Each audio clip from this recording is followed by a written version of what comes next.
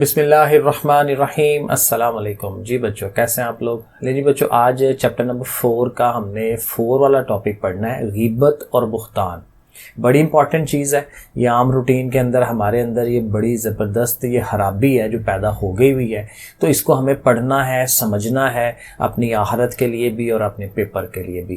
دیکھیں سٹارٹ کرتے ہیں۔ غیبت اور بہتان کا معنی ہے کسی کی غیر موجودگی میں اس کی برائی بیان کرنا۔ ایک بندہ ہے وہ موجود نہیں ہے لیکن ہم اس کے متعلق بات کر رہے ہیں، اس کی کوئی برائی بیان کر رہے ہیں کہ اس بندے میں یہ خرابی موجود ہے۔ اور آگے دیکھیں، بڑی اہم بات ہے کہ اگر وہ برائی اس میں موجود ہو تو اسے ہم غیبت کہتے ہیں۔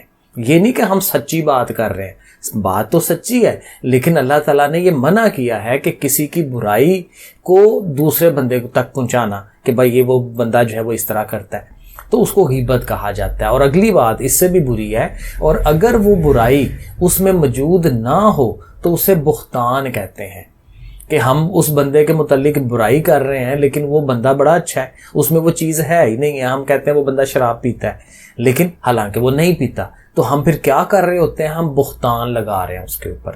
تو غیبت یہ ہے کہ اس میں وہ برائی موجود ہے لیکن پھر بھی ہم دوسرے لوگوں کو بتا رہے ہیں، اور اس کے سامنے نہیں بتا رہے، وہ بندہ وہاں موجود نہیں ہے کیونکہ وہ اپنے آپ کو ڈیفینڈ نہیں کر پائے گا، ٹھیک ہے، لیکن اس بندے میں وہ برائی نہیں ہے اور وہ ہم اگلے دوسرے لوگوں کو پھر بھی کہہ رہے ہیں کہ اس بندے میں یہ برائی ہے، تو وہ پھر کیا کہلاتی ہے؟ بہتان کہلاتی ہے۔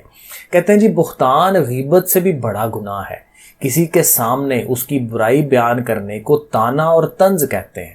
اب یہ دیکھیں، یہ بھی منع ہے کہ بندہ بھی موجود ہے پھر بھی ہم اس کی برائی دوسرے بندے کو بتا رہے ہیں، اس کے منہ پر بتا رہے ہیں، تو کہتے ہیں یہ بھی نہیں بتانا، کیونکہ یہ کیا ہو جاتا ہے؟ طعنہ دینے والی بات ہو جاتی ہے، اور تم تو ہے ہی ایسے، طعنہ اور طنز کرنے والی بات ہو جاتی ہے۔ اور کسی کو طعنہ دینا اور اس پر طنز کرنا بھی حرام ہے۔ تو یہاں پہ 3 کیٹیگریز ہمارے پاس آ گئی کہ بندہ سامنے موجود ہے، اس بندے کی بات ہم کسی اور بندے کو بتا رہے ہیں تو وہ غلط بات، وہ طعنہ اور طنز ہو جاتا ہے۔ وہ بندہ موجود نہیں ہے لیکن اس کی کوئی برائی ہم دوسرے بندے کو بتا رہے ہیں تو وہ کیا ہے؟ غیبت ہے۔ لیکن اچھا، تیسری بات کیا ہے کہ وہ بندہ موجود نہیں ہے اور اس بندے میں برائی بھی موجود نہیں ہے لیکن وہ برائی ہم خود سے بنا کے کہہ رہے ہیں کہ وہ بندہ ایسے کرتا ہے، تو پھر وہ سب سے بڑا گناہ ہو جاتا ہے، بہتان ہو جاتا ہے تینوں کے اندر۔ آگے چلتے ہیں۔ کسی پر جھوٹا الزام لگانا بھی بہتان ہے۔ جھوٹا الزام لگا دیا بھئی اس نے ایسے کیا ہے، اسے تہمت لگانا بھی کہتے ہیں۔ اسلام کے عدالتی نظام میں کسی پر تہمت لگانا بہت بڑا جرم ہے، ٹھیک ہے، اس بندے میں برائی موجود نہیں ہے اور ہم کہہ رہے ہیں کہ ہے۔ تہمت لگانے والے پر 80 کوڑوں کی سزا نافذ کی گئی ہے۔ 80 کوڑے لگتے ہیں، وہ بندے کو کھڑا کر کے، اور جناب وہ چھمک سی ہوتی ہے اور ایسے گھما کے ماری جاتی ہے، بہت سخت لگتی ہے وہ۔ تو کسی کی جسمانی یا عملی کمزوری، رنگ، نسل، خاندان یا پیشے کی بنیاد پر اسے طعنہ دینا یا اس کی غیبت کرنا سخت گناہ ہے۔ ہر انسان کا خالق اللہ تعالیٰ ہے، ہر انسان کو اللہ تعالیٰ نے بنایا ہے۔ جب کسی کی جسمانی کمزوری، جیسے ٹانگ خراب ہے اس بندے کی، ایک بازو صحیح نہیں ہے، تو یہ جسمانی کمزوری ہے، یا رنگ اور شکل، رنگ اس بیچارے کا کالا ہے، شکل صحیح نہیں ہے، ٹھیک ہے، بھدی سی ہے، تو اس کی بنیاد پر اس کی تحقیر کی جائے، یعنی کہ اس کو کم تر سمجھا جائے، ٹھیک ہے نا، اس کا مذاق اڑایا جائے، تو گویا اللہ تعالیٰ کی تخلیق پر اعتراض کیا جا رہا ہوتا ہے۔ دیکھیں یہ بڑی زبردست بات ہے، کیونکہ اس کو بنایا تو اللہ تعالیٰ نے، تو جب اللہ تعالیٰ نے بنایا ہے تو اللہ تعالیٰ کی مرضی ہے نا کہ اس کو اس طرح سے بنانا ہے، ٹھیک ہے، تو ہم اللہ کی تخلیق کے اوپر اعتراض کر رہے ہیں تو یہ تو پھر اللہ تعالیٰ ناراض ہوں گے۔ اسی وجہ سے قرآن مجید میں غیبت کرنے اور طعنہ دینے والے کے لیے ہلاکت کا اعلان کیا گیا ہے کہ وہ ہلاک ہو جائے۔ کتنی بڑی بات ہو رہی ہے۔ ارشاد باری تعالیٰ ہے، ہر ایسے شخص کے لیے ہلاکت ہے جو آمنے سامنے طعنہ دینے والے اور پیٹھ پیچھے عیب نکالنے والا ہو، یعنی کہ یہ 2 کام جو بندہ کر رہا ہے تو وہ ہلاک ہو جائے۔ اللہ تعالیٰ کہہ رہے ہیں کیسے وہ ہلاکت ہے اس بندے کے لیے، اس کے لیے کوئی اچھائی نہیں ہے۔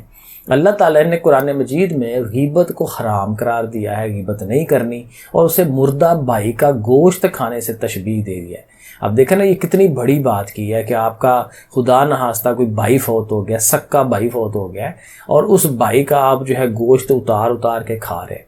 کوئی بندہ ایسا کر سکتا ہے؟ لیکن ہم یہ دیکھیں کر رہے ہیں۔ ارشاد باری تعالیٰ ہے، اور نہ ایک دوسرے کی غیبت کرو، کیا تم میں سے کوئی شخص پسند کرے گا کہ وہ اپنے مردہ بھائی کا گوشت کھائے؟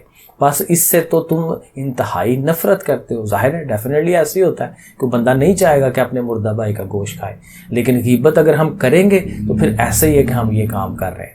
قرآن مجید میں سب سے زیادہ سخت مثال غیبت کی بیان کی گئی ہے, کیونکہ یہ ایک ایسا گناہ ہے جس کی وجہ سے معاشرے میں بہت سی اخلاقی خرابیاں پیدا ہوتی ہیں. ظاہر ہے جب ایک دوسرے کی غیبت کریں گے تو وہ معاشرے میں ظاہر ہے آپس میں جو پیار محبت ہے وہ تو نہیں بنے گا.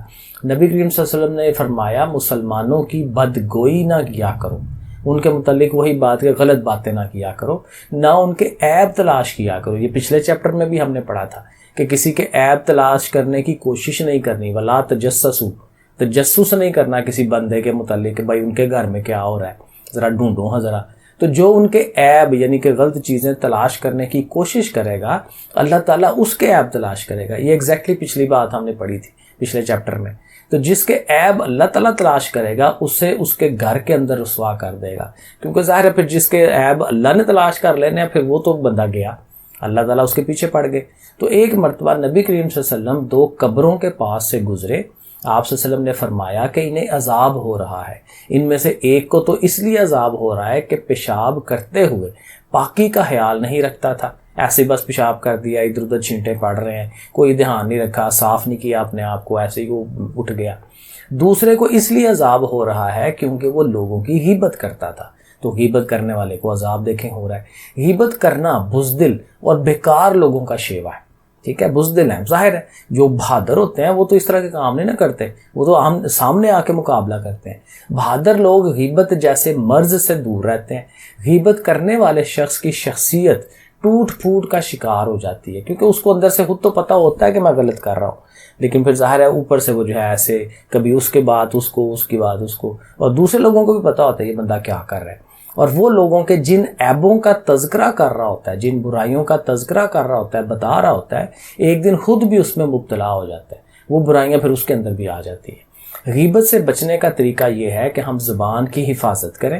ٹھیک ہے, جو بولنا ہے اس کو ذرا دھیان سے بولیں.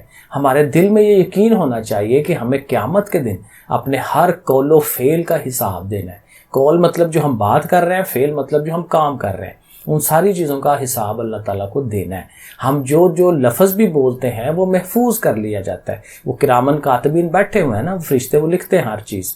ارشاد باری تعالیٰ ہے وہ جو لفظ بھی بولتا ہے اس پر ایک نگران لکھنے کے لیے تیار رہتا ہے. وہی ہمارے جو فرشتے ہیں وہ تیار رہتے ہیں لکھنے کے لیے بھائی اس نے کیا بولا ہے, کیا کام کیا ہے. غیبت سے بچنے کے لیے ہمیں ایسے لوگوں کی صحبت سے دور رہنا چاہیے, ایسے لوگوں کی کمپنی سے دور رہنا چاہیے جو ہر وقت غیبت میں اور دوسروں کی برائیاں بیان کرنے میں مشغول رہتے ہیں. ایسے لوگوں سے دوستی نہیں کرنی چاہیے, ان سے پیچھے ہٹ جانا چاہیے کہ یہ بندہ غیبت کرتا ہے, کیونکہ اپنے آپ کو بچانا ہے ہم نے. غیبت اور بہتان کی وجہ سے معاشرے میں کینے اور دشمنی کو فروغ ملتا ہے. کینہ بیسیکلی وہی کہ ایک دوسرے کے خلاف نفرت جو ہے, ٹھیک ہے, دشمنی بھی بڑھ جاتی ہے, تو یہ دشمنی وغیرہ زیادہ ہو جاتی ہے. ایک دوسرے کے بارے میں دل میں نفرت پیدا ہوتی ہے.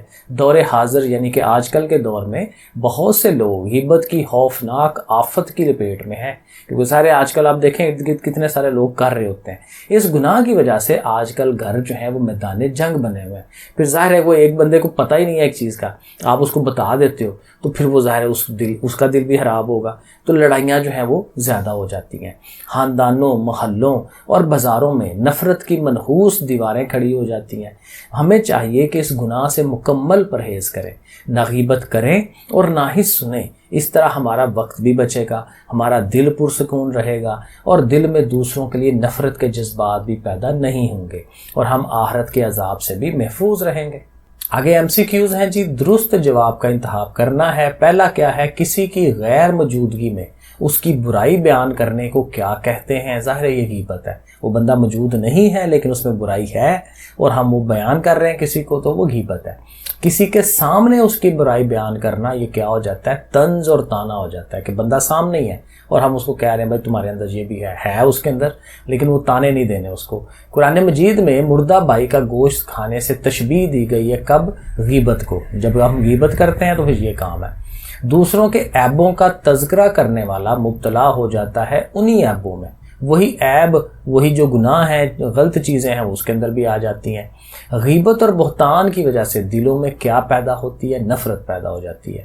لے جی نیچے یہ ہمارے پاس یہ شارٹ کویسچن ہے چھوٹے چھوٹے اور ایک لانگ کویسچن ہے، ان کا ذرا آنسر دیکھتے ہیں۔ تو پہلا کویسچن ہے غیبت کا معنی کیا ہے؟ تو یہ پہلی لائن ہی ہماری بنتی ہے ساری کی ساری کہ غیبت اور بہتان کا معنی ہے۔ اس میں پھر بہتان نکال دیجئے گا نا، کیونکہ اس نے پوچھا ہے غیبت کا معنی کیا ہے، تو آپ لکھیں گے غیبت کا معنی ہے کسی کی غیر موجودگی میں اس کی برائی بیان کرنا، اور اگر وہ برائی اس میں موجود ہو تو اسے غیبت کہتے ہیں۔ یہ لائن آپ کی پوری وہ ہو جائے گی۔ دوسرا کویسچن دیکھیں، کہتا ہے بہتان کا معنی بتائیں، تو بہتان میں پھر آپ نے یہاں سے شروع ہو جانا ہے۔ اب دیکھیں اس کا آنسر کیسے لکھیں گے، ہم لکھیں گے بہتان کا معنی ہے کسی کی غیر موجودگی میں اس کی برائی بیان کرنا۔ اب یہاں تک کر کے نا یہ اگلی لائن آپ نے چھوڑ دینی ہے، کیونکہ یہ تو غیبت کی ہے، تو آپ نے برائی بیان کرنا یہاں سے ادھر آ جانا ہے، اور اگر وہ برائی اس میں موجود نہ ہو تو اسے بہتان کہتے ہیں۔ ٹھیک ہے نا، یہاں تک آ کے ادھر تک، اور پھر آپ نے ادھر سے شروع ہو جانا ہے اگر وہ برائی اس میں موجود ہوتی ہے۔ ٹھیک ہے، اگر آپ اس کو سیپریٹ نہیں کر سکتے تو یہ جو 1.5 لائن ہے نا، پہلے غیبت کے لیے بھی وہی لکھ دیں اور بہتان کے لیے بھی یہی 1.5 لائن لکھ دیں، وہ آپ کے لیے اوکے ہو جائے گا۔ تیسرا جو کویسچن ہے غیبت اور بہتان کی حرمت میں ایک آیت مبارکہ کا ترجمہ، تو آیت مبارکہ جو ہے یہ نیچے 2 لکھی ہوئی ہیں، میرے حساب سے تو یہ دونوں لکھنی چاہیے، کیونکہ پہلی آیت میں جو ہے وہ تانا کرنے والے کے متعلق بتایا گیا ہے، اور دوسری آیت جو ہے یہ مردہ بھائی والی اس میں غیبت کے متعلق بتایا گیا ہے۔ تو ہمیں اگر دونوں یہ لکھ دیں نا آیتیں، ان کا ترجمہ، تو یہ میرے خیال میں پھر صحیح رہے گا۔ ٹھیک ہے، ارشاد باری تعالیٰ ہے ہر ایک ایسے شخص کے لیے ہلاکت ہے، یہ والی بھی، اور پھر دوبارہ یہ کہہ دیں ارشاد باری تعالیٰ ہے نہ ایک دوسرے کی غیبت کرو، تو یہ دونوں لکھ دیں سوال نمبر 3 کے لیے۔ سوال نمبر 4 ہے غیبت اور بہتان کی حرمت پر ایک حدیث مبارکہ، تو حدیث مبارکہ جو ہے یہ نیچے لکھی ہوئی ہے، یہاں پہ آ جائیں۔ ٹھیک ہے، نبی کریم صلی اللہ علیہ وسلم نے فرمایا مسلمانوں کی بدگوئی نہ کرو، تو یہ پورا پیراگراف جو ہے 2 لائنوں کا، یہ آپ نے اس کو تیار کر لینا ہے۔ اور لاسٹ ہے کہ غیبت اور بہتان کے معاشرے پر 2 نقصانات، تو وہ جو اینڈ والا ہمارا پیراگراف ہے اس کی پہلی 2 لائنیں جو ہے نا، اس میں پرفیکٹ ہمارا یہ آنسر بن جائے گا کویسچن نمبر 5 کا۔ اس کے بعد رہ گیا صرف لانگ کویسچن اسلامی تعلیمات کی روشنی میں غیبت اور بہتان کی حرمت پر مضمون لکھیں۔ اب چونکہ مضمون ہے تو اس میں جو چیز آپ کے ذہن میں رہتی ہے وہ آپ لکھ دیں اس کو۔